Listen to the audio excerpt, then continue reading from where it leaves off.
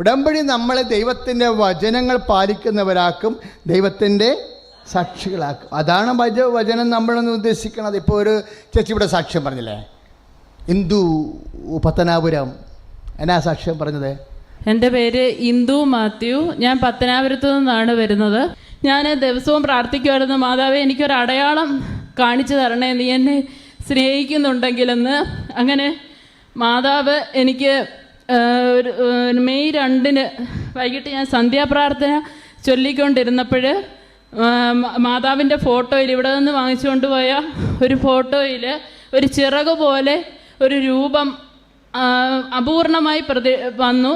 അപ്പോൾ ഞാൻ മാതാവിനോട് പറഞ്ഞു, ഇതെനിക്ക് വ്യക്തമാക്കി തരണേ, ഇതെന്താണ്, എന്നെ പൂർണ്ണമായി നല്ല സ്നേഹിക്കുന്നുണ്ടെങ്കിൽ, മാതാവ് എൻ്റെ കൂടൊപ്പം ഉണ്ടെങ്കിൽ ഇത് പൂർണ്ണമാക്കണേ എന്ന് ഞാൻ പ്രാർത്ഥിച്ചു. അങ്ങനെ മെയ് 3 വൈകിട്ട് സന്ധ്യാപ്രാർത്ഥനയോട് അനുബന്ധിച്ച് ഈ മാതാവിൻ്റെ രൂപത്തിൽ ഒരു ചിറക് പോലെ ഒരു രൂപം പ്രത്യക്ഷപ്പെടുകയും, അന്ന് എനിക്ക് അതിഭയങ്കരമായ തലവേദനയായിരുന്നു. ആ തലവേദന സമയത്ത് ഞാൻ ഈ ഫോട്ടോയിൽ പിന്നെ ഈ ഇതിൽ നെറ്റി കൈ വെച്ച് പ്രാർത്ഥിക്കുകയും, ആ സമയത്താണ് ഈ രൂപത്തിൽ ഇങ്ങനെ ചിറക് പോലെ പ്രത്യക്ഷപ്പെടുകയും, ആ സമയത്ത് തന്നെ എൻ്റെ മൈഗ്രെയിൻ പൂർണ്ണമായിട്ട് മാറുകയും ചെയ്തു. അവരൊരു ചിറകുള്ള എന്താ കാണിച്ചത്? മാതാവിനെ കാണിച്ചില്ലേ? അത് സാക്ഷ്യം കേട്ടപ്പോഴേ ഞാൻ ശരിക്കും ഒന്ന് ഞെട്ടി. എന്താ കാര്യം എന്നറിയാമോ? ഞാൻ ഈ വലിയ കലവൂർ പള്ളി ഇരിക്കുമ്പോൾ ഞാൻ എൻ്റെ സഹപ്രവർത്തകയെ വെളുപ്പിനെ വിളിച്ചു. ഞാൻ പറഞ്ഞെടി, ഇങ്ങനൊരു സ്വപ്നം കണ്ട്, നിനക്കറിയാവോ എന്താണെന്ന്? എന്താ? നമ്മുടെ മാതാവ്, കൃപാസനം മാതാവ് ചിറക് വിരിച്ചു വന്ന് അൽത്താറെ, വലിയ കലവൂർ പള്ളിയുടെ അൽത്താറയിൽ നിൽക്കണമെന്ന്. 2 കൊല്ലം മുമ്പ് കണ്ട സ്വപ്നമാണ്. കൃപാസനം മാതാവ് ചിറക് വിരിച്ച് വന്ന് വലിയ കലവ് പള്ളിയുടെ അൽത്താറെ വന്ന് നിൽക്കുന്നു. അപ്പം പിന്നീട് അച്ഛൻ്റെ ആത്മകഥ എഴുതിയപ്പോഴേ അവരാണത് നോട്ട് കറക്റ്റ് ചെയ്യണത്. അവരതിൻ്റെ അകത്തൊരു വചനം ചേർത്ത്, ഏതാണെന്നറിയാവോ? അതായത് വെളിപാട് 12:14 സർപ്പത്തിൻ്റെ വായിൽ നിന്ന് രക്ഷപ്പെട്ടു തൻ്റെ സങ്കേതമായ മരുഭൂമിയിലേക്ക് പറന്നു പോകാൻ വേണ്ടി ആ സ്ത്രീക്ക് വൻ കഴുകന്മാരുടെ 2 ചിറകുകൾ നൽകപ്പെട്ടു. സ്തുതിയുടെ ഹല്ലേലൂയ. അതാണ് നമ്മളെ പ്രത്യക്ഷീകരണ പ്രാർത്ഥനയിൽ പറയണത്. അമ്മയുടെ പ്രത്യക്ഷീകരണത്തെ പറ്റി സഭ വസ്തുനിഷ്ഠമായി പഠിക്കണം. കാര്യം നമ്മൾ പറയുന്ന വിഷയത്തിലൊന്നും ചെന്നത് അവസാനിക്കത്തില്ല. കാര്യം എന്താ? അടുത്ത വചനം എന്താ? വെളിപാട് 12:14 ശേഷമുള്ള വചനങ്ങൾ. സമയങ്ങളും സമയത്തിൻ്റെ പകുതിയും അവൾ അവിടെ സംരക്ഷിക്കപ്പെടേണ്ടതാണ്. അമ്മയോട് ബന്ധപ്പെട്ടതാണ് സമയം. അമ്മയോട് ബന്ധപ്പെട്ടതാണ് സമയം. സമയമുള്ളിടത്തോളം കാലം അമ്മ ഈ ഭൂമിയിലുണ്ടാകും. ദാറ്റ് മീൻസ് കാലത്തിൻ്റെ അവസാനം വരെ. കാലത്തിൻ്റെ അവസാനം വരെ സമയമുള്ളിടത്തോളം കാലം അമ്മ ഭൂമിയിൽ സംരക്ഷിക്കപ്പെടും. കൈ അടിച്ചു കിടന്നാണ്.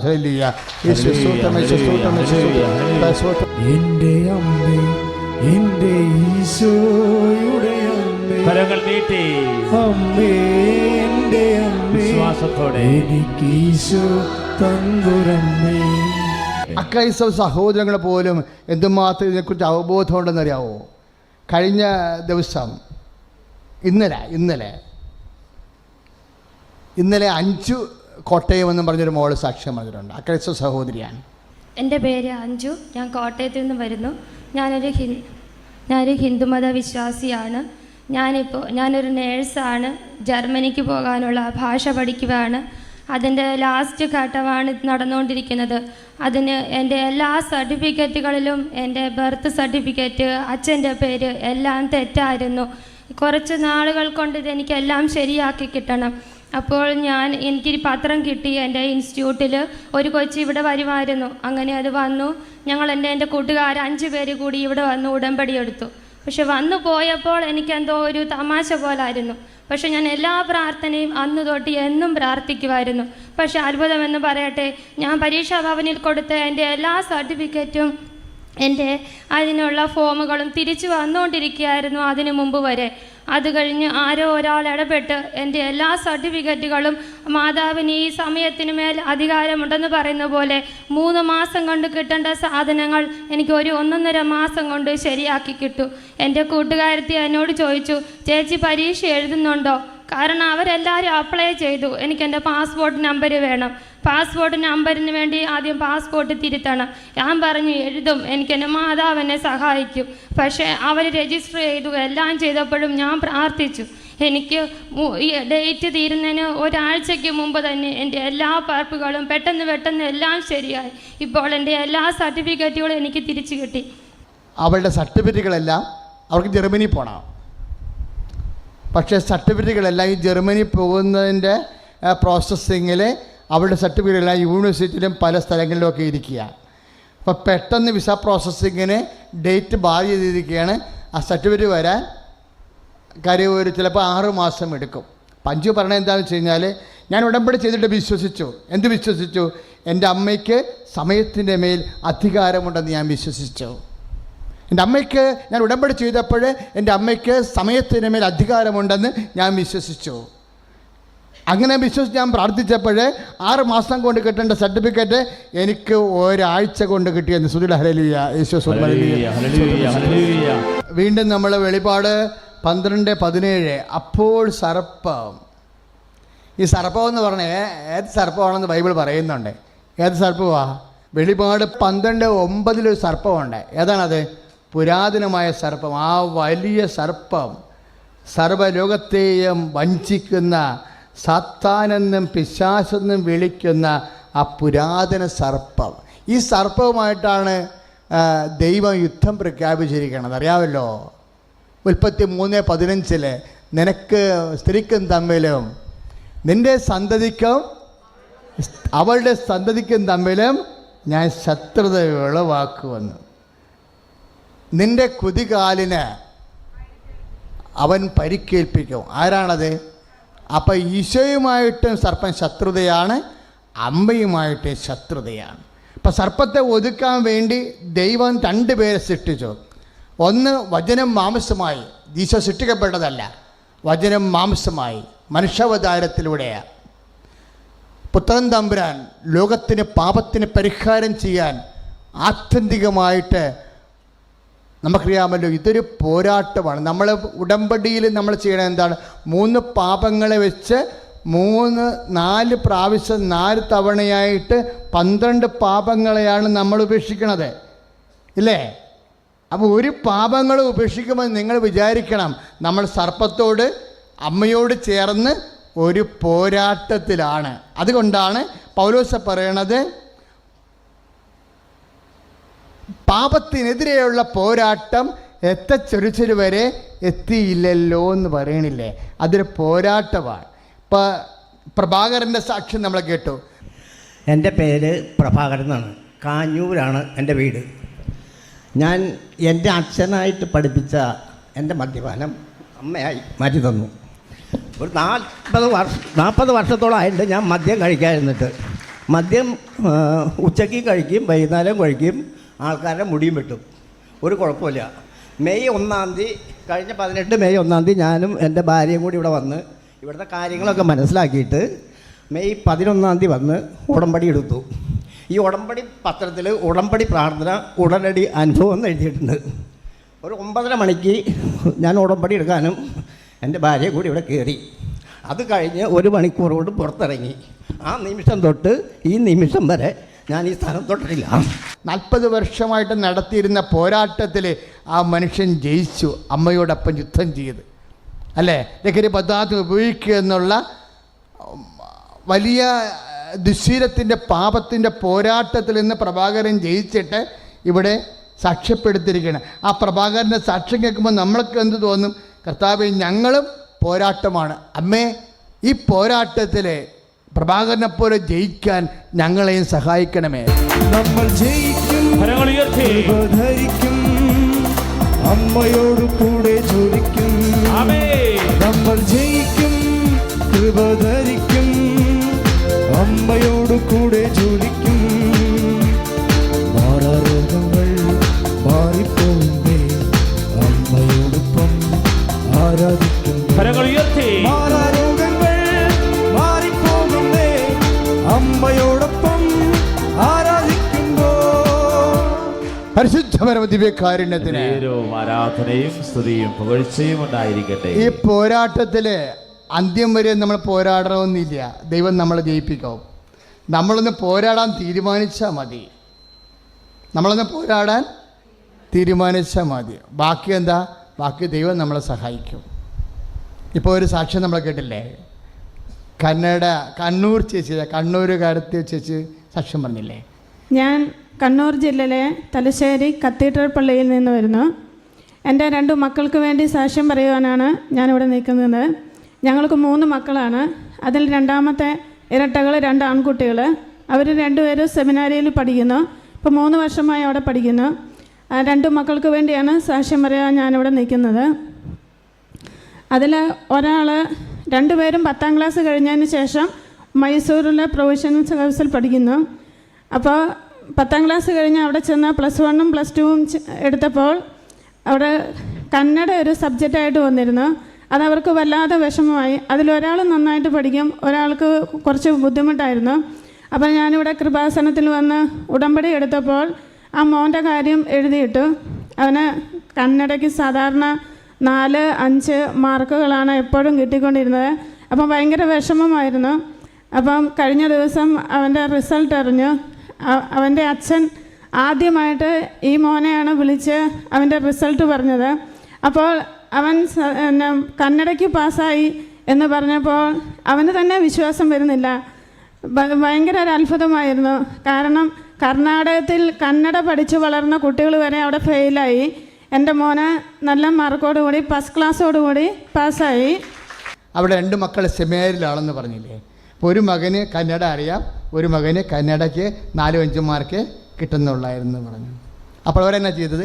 അമ്മയോടൊത്താണ് ആ പരിമിതിയെ പോരാടുന്നത്. ഇപ്പം എന്നാ അവർ പറയണത്? അവസാനം ആ സാക്ഷ്യം പറഞ്ഞ് എന്നെ അവസാനിപ്പിച്ചിരിക്കണത് 4-5 മാർക്കാണ് കിട്ടിക്കൊണ്ടിരുന്നത്.